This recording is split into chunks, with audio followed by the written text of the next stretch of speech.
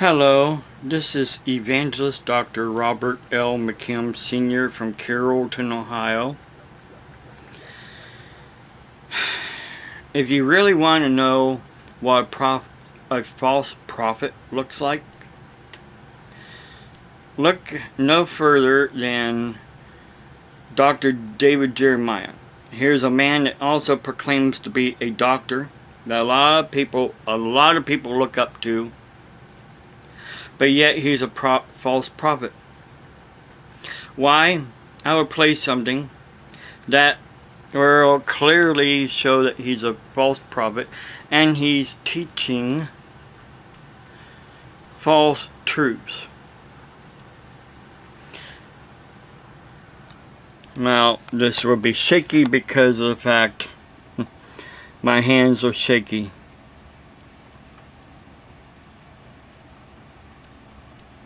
With the term, I like to tell people it's not a perfume. The rapture in the church, and the word rapture means caught up. And it means that one day the Lord Jesus Christ is going to come back, and those who put their trust in Him are going to be caught up to be with the Lord.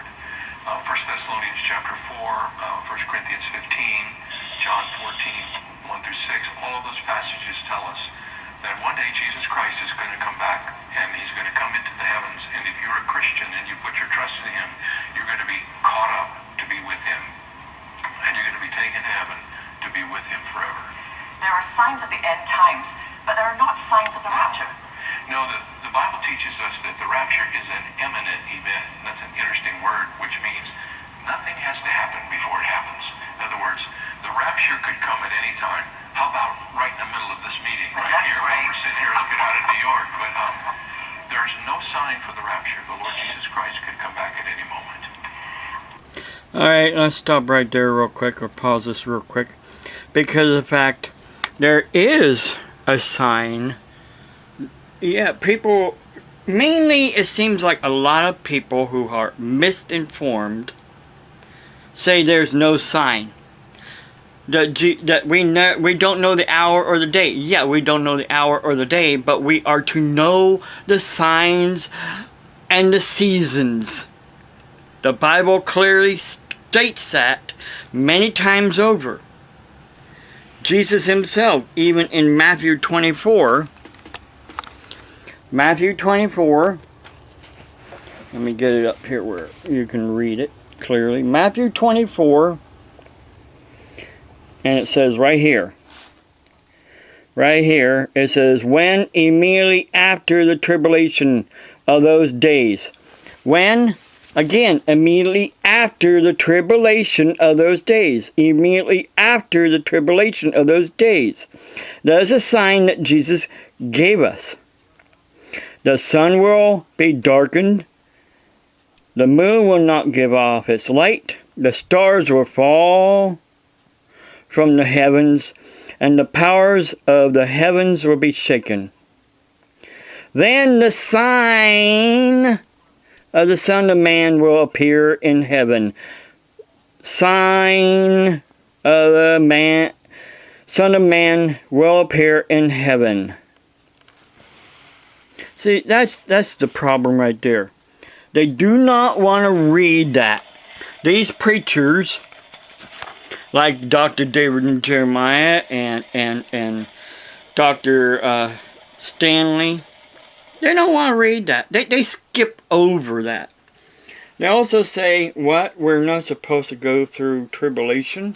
But my Bible tells me, and let me find it here. Where was that?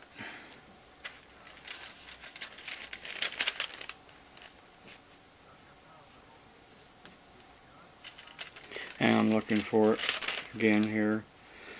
And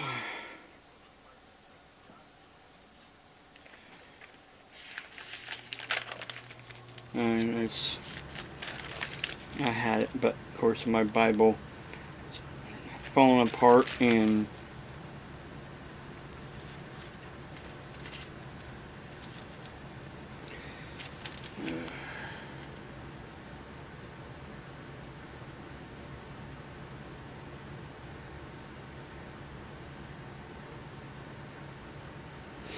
Oh, hang on a second. I gotta look for somewhere else here real quick.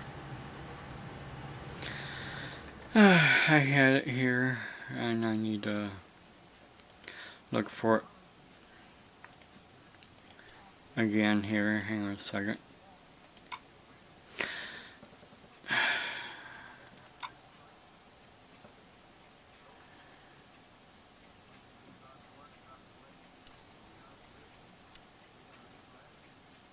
Okay, there it is. Okay, I could go right here. First Thessalonians 3. First Thessalonians 3. Oops, again went a little too far there.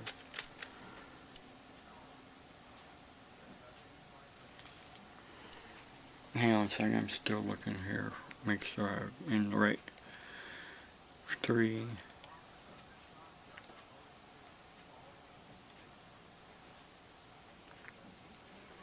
Okay. Alright, First Thessalonians 3. Starting with 3. That no one should be shaken by these afflictions, for you yourselves know we are, what are, doesn't says are not, says are appointed to this.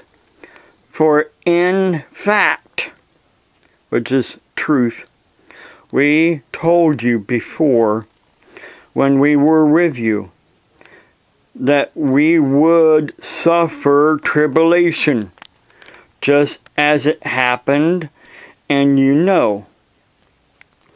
See, right here it says, right here, we are appointed to this, the truth, that what? We would suffer tribulation. We would suffer tribulation. We would suffer tribulation. But yet, preachers like that says that if you're a believer, you're not supposed to go through tribulation. We're supposed to be caught up like a secret that nobody is supposed to know, only the Christians. That is a bold-faced lie, because, again, in Matthew 24, let me go back here, it says it's not going to be a secret thing. Everybody will know what had happened.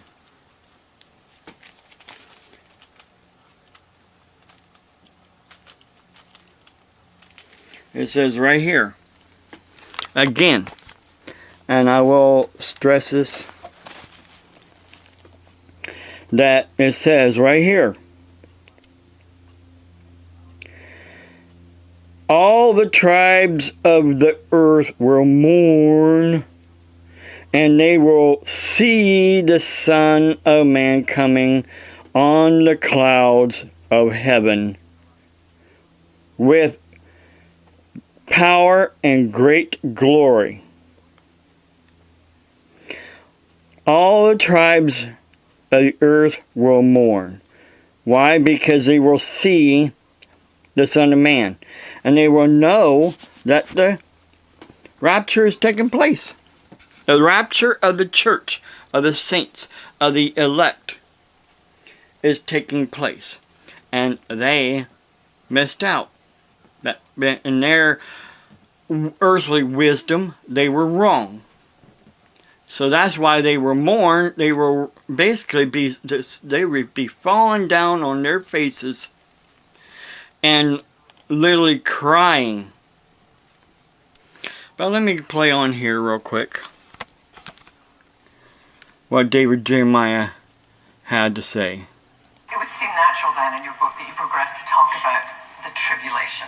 How would you describe the tribulation? Well, the tribulation is the worst thing that has ever happened or will ever happen on this earth. In Revelation chapter 5 through 19, there's a detailed description of what's going to take place. during the 7-year tribulation period. I recommend you read it, but not before you go to bed at night. It's going to be a terrible, terrible time on this earth. Why did you choose to end your book with a chapter like that? Well, because a lot of believers are confused as to whether or not they're going to go through the tribulation. A lot of people teach that if you're a Christian, you're going to go through the tribulation. You're going to go through all this awful time, and then you'll go to heaven at the end of the tribulation. But the Bible clearly teaches that if you're a Christian, you're going to be caught up. You're going to be raptured before the tribulation.